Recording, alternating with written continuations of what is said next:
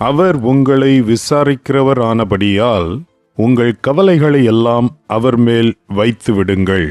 1 பேதுரு 5:7. கவலை என்பது நம்முடைய அன்றாட அனுபவம். அது வாழ்க்கையோடு கலந்து விட்டபடியினாலே அநேக நேரம் இருப்பது கூட தெரியாத நிலையில்தான் காணப்படுகிறது. காலப்போக்கிலே நம்முடைய வாழ்க்கையின் பங்காய் மாறிவிடுகிறது. கவலை என்பது மனபாரத்தை சுமந்து அது நிமித்தம் வரக்கூடிய துன்பங்களையும் கஷ்டங்களையும் அனுபவிப்பதாகும். இன்னொரு விதத்தில் சொல்லப்போனால், வாழ்க்கை சம்பந்தப்பட்ட காரியங்கள் மேல் அளவற்ற கவனம் செலுத்துவது என்று சொல்லலாம். இதிலே பிரச்சனை என்பதே இந்த அளவற்ற கவனம் என்பதுதான். அதனால என்ன நடக்கிறது? சில காரியங்களை குறித்து நாம் அதிகமாய் யோசிக்கிறோம். அவைகளை தவிர வேறு ஒன்றையும் குறித்து நாம் யோசிப்பதில்லை. இது நிமித்தமாக மனதிலே நிலை கொண்டிருக்கிற ஒரு பயம் உருவாகிறது. எல்லாவற்றுக்கும் மேலாக கவலை என்பது ஒரு விதமான பாவம். ஏன் பாவம் என்று சொல்லுகிறோம் என்றால், முதலாவது, தேவனுக்கு கொடுக்க வேண்டிய இடத்தை இந்த கவலை எடுத்துக்கொள்ளுகிறது. கவலையோடு வாழுகிறதான ஒருவர் தேவன் என்று ஒருவர் இல்லவே இல்லை என்பது போல வாழுகிறார்.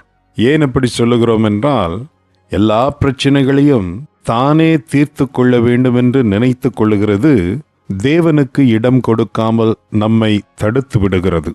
அடுத்தபடியாக, கவலை நம்மை ஆட்கொள்ளும் போது வாழ்க்கையிலே பிற காரியங்கள் மேல் நாம் கவனம் செலுத்த முடியாமல் போய்விடுகிறது. ஆகவே தான் கவலையை நாம் ஒரு பாவம் என்று சொல்லுகிறோம். கவலையிலே இருக்கிறவர்கள் எப்படி இருப்பார்கள் என்று சொன்னால், காலையிலே கண் விழித்த உடனே அவர்களுக்கு ஏற்படுகிறதான முதல் உணர்வு கவலையாகத்தான் இருக்கும். இரவிலே படுக்கப் போகிற வரைக்கும் அந்த எண்ணம் அவர்களை விட்டு நீங்காது. ஓய்வு கிடைக்கும் போதெல்லாம் அதை குறித்தே சிந்தித்துக் கொண்டிருப்பார்கள். அவர்களிடத்தில் நாம் பேச்சு கொடுத்தால் அவர்கள் கவலைப்படுகிறதான விஷயங்கள் தான் அந்த பேச்சிலே இடம்பெறும். இதையெல்லாம் வைத்து பார்க்கும்போது அநேக நேரத்திலே நாம் ஏற்றுக்கொள்ளாவிட்டாலும் கவலை என்பது நம் அனைவரையும் ஆட்டி படைத்து கொண்டு தான் இருக்கிறது. 1 பேதுரு 5:7 அவர் மேல் வைத்து விடுங்கள் என்று பேதுரு சொல்லுகிறார். இந்த வைத்து விடுங்கள் என்கிறதான வார்த்தைக்கு என்ன அர்த்தம் என்றால், குப்பையை தூக்கி செல்லுகிறவர் எவ்வளவு சீக்கிரமாக அதை தூக்கி எறிய வேண்டும் என்று விரும்புவாரோ, அதே போல அந்த தூக்கி எறிகிற செயலைத்தான் இந்த வார்த்தை குறிக்கிறது. நம்முடைய கவலைகளையும் அப்படித்தான் தூக்கி எறிய வேண்டும். இதற்கு திட்டவட்டமான ஒரு தீர்மானம் நமக்கு தேவை. நம்முடைய கர்த்தராகிய தேவனை அணுகி அவரிடத்திலே இந்த கவலையை தூக்கி எறிய வேண்டியது நமக்கு அவசியமாயிருக்கிறது. என்னென்ன காரியங்கள் எல்லாம் நம்மை கவலைப்படுத்துகிறது என்று சொல்லி சற்றே அமர்ந்து நாம் யோசித்து பார்ப்போமானால், அதிலே உள்ள பெரும்பாலான காரியங்கள் பொருட்படுத்தக்கூடியவைகளாய் இருக்காது. ஏனென்றால் உலக அமைதிக்காக நாம் கவலைப்பட போகிறதில்லை. நம்முடைய காரியங்கள் எல்லாம் மிகவும் லேசான காரியங்களாய்த்தான் இருக்கும். அடுத்தபடியாக நாம் உணர்ந்து கொள்ள வேண்டியது என்னவென்றால், நம்முடைய மனதை வதைக்கிற அநேக காரியங்களை நம்மால் தீர்த்து வைக்கவே முடியாது. அநேக காரியங்கள் தானாக தீர்வை எட்டிவிடும். தேவன் தன்னுடைய நேரத்திலே சில காரியங்களை தீர்த்து வைப்பார். மற்ற சில காரியங்களுக்காக நாம் தொடர்ந்து ஜெபிக்க வேண்டியதாய் இருக்கும். ஆக நாம் புரிந்து கொள்ள வேண்டியது என்னவென்றால், நமக்கு இருக்கிற பிரச்சனைகளை எல்லாம் நாமே தீர்க்க வேண்டும் என்கிறதான எந்த கட்டாயமும் நமக்கு இல்லை. தேவனுக்கும் நமக்கும் இருக்கிறதான உறவிலே கவலையை ஒன்று நாம் சுமக்க வேண்டும், இல்லை என்றால் நாம் தேவனுடைய பாதப்படியிலே இறக்கி வைக்க வேண்டும். நாம் சுமக்க நேரிட்டால் நம்முடைய இருதயம் குழப்பமடையும். இருதயத்தின் எண்ணங்கள் திசை திரும்பிவிடும். இருதயம் பாரப்படும். அதனாலே ஒரு வெறுப்புணர்ச்சி உண்டாகும். எல்லாவற்றுக்கும் மேலாக நம்முடைய எண்ணங்களின் மேல் நமக்கே கட்டுப்பாடு இல்லாமல் போய்விடும். ஆனால் தேவனிடத்திலே அதை இறக்கி வைத்து விடும்போது ஒருவேளை கஷ்டங்கள் நீடிக்கலாம், ஆனால் அது நம்மை ஆட்கொள்ளாது. அதன் நிமித்தம் ஒரு பயமோ திகிலோ நமக்கு ஏற்படாது. அளவு கடந்த அக்கறையும் கவனமும் நாம் செலுத்த வேண்டிய அவசியமில்லை. அதேபோல் நம்பிக்கை இல்லாமல் நாட்களை கடத்த வேண்டிய ஒரு நிலையும் நமக்கு ஏற்படாது. இதை சொல்லுகிற வேளையிலே நாம் அனைவரும் ஏற்றுக்கொள்ளக்கூடிய உண்மை என்ன? கஷ்டம் என்று ஒன்று வந்துவிட்டால் நிச்சயமாக நாமே அதை தீர்த்து வைக்க வேண்டும் என்கிறதான ஒரு முயற்சியை நாம் எடுக்கிறோம். சின்ன சின்ன காரியங்களுக்கெல்லாம் நாம் ஏன் தேவனை தொந்தரவு செய்ய வேண்டும் என்று யோசிக்கிறோம். பெரிய காரியங்கள் என்று சொன்னால் தேவனிடத்திலே போகலாம். சிறு காரியங்களை எல்லாம் நாமே சமாளித்து விடுவோம் என்கிற எண்ணம் தான் நமக்கு இருக்கிறது. இப்படிப்பட்ட எண்ணத்திலே என்ன பிரச்சனை இருக்கிறது என்றால், தேவனை பொறுத்தவரையிலே எந்த பிரச்சனையுமே பெரிய பிரச்சனை அல்ல. அவருக்கு சகலமும் சிறிய பிரச்சனை தான். அடுத்தபடியாக சிறிய பிரச்சனைகளிலே தேவனுடைய இடைப்படுதலையும் தீர்வையும் நாம் அனுபவிக்காவிட்டால் பெரிய பிரச்சனைகள் வரும் பொழுது எப்படி அவரை அணுகப் போகிறோம்? அந்த நேரத்தில் மாத்திரம் எப்படி அவர் மேல் நமக்கு நம்பிக்கை வந்துவிடும்?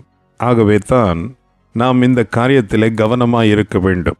பெரிய பிரச்சனைகள் வந்தால் மாத்திரம் தேவனிடத்தில் போவோம் என்கிறதான எண்ணம் நமக்கு இருந்தால் நிச்சயமாக சிறிய பிரச்சனைகள் நம்மை வதைத்து கொண்டுதான் இருக்கும். இவ்விதமாக கவலைகளை நாம் நம்முடைய இருதயத்திலே சுமந்து கொண்டிருக்கிறதற்கு முக்கியமான காரணம் என்னவென்றால், அவைகளை தீர்த்து வைப்பதற்கு தேவனுக்கு நாம் சந்தர்ப்பம் கொடுக்காததுதான். பரிசுத்த வேதாகமத்தை வாசித்து நாம் அறிந்து கொள்ளக்கூடிய உண்மை என்ன? தேவன் நம்மேல் அக்கறை கொண்டவராய் இருக்கிறார். தம்முடைய குமாரன் என்றும் பாராமல் அவரையே நமக்காக சிலுவையிலே ஒப்பு கொடுத்தவர் நிச்சயமாக நம்மேல் அளவு கடந்த அன்பும் அக்கறையும் கொண்டிருக்கிறார். தேவனிடத்திலே நாம் வரும்பொழுது நம்முடைய விண்ணப்பத்தை அவர் கேட்க வேண்டும் என்று அவரை வற்புறுத்த வேண்டிய அவசியமில்லை. அவர் சந்தோஷமாய் நம்முடைய விண்ணப்பங்களை கேட்கிறார்.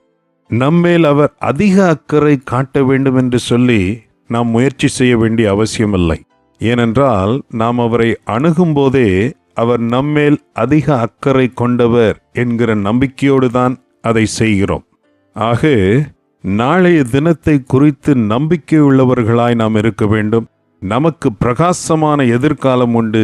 காரணம், தேவாதி தேவன் நம் பட்சத்தில் இருக்கிறார். இந்த நாளிலும் இது நம் ஒவ்வொருவரையும் தைரியப்படுத்தட்டும். கவலையினாலே கலங்கி போயிருக்கிறதான நிலையில் இருந்து இந்த நாளிலே எழும்புவோமாக. நம்முடைய முக பிரகாசம் மீண்டுமாய் நமக்கு வரட்டும். வேதம் சொல்லுகிறபடி நமக்கு இருக்கிற எல்லா கவலைகளையும் அவருடைய சமூகத்திலே இறக்கி வைப்போம். சமாதான பிரபுவாய் இருக்கிற நம்முடைய ஆண்டவராகிய இயேசு கிறிஸ்து தாமே நம் ஒவ்வொருவருக்கும் சமாதானத்தை கொடுப்பாராக. இன்றே நம்முடைய கவலைகளெல்லாம் நம்மை விட்டு நீங்கி போவதாக. ஆமேன்.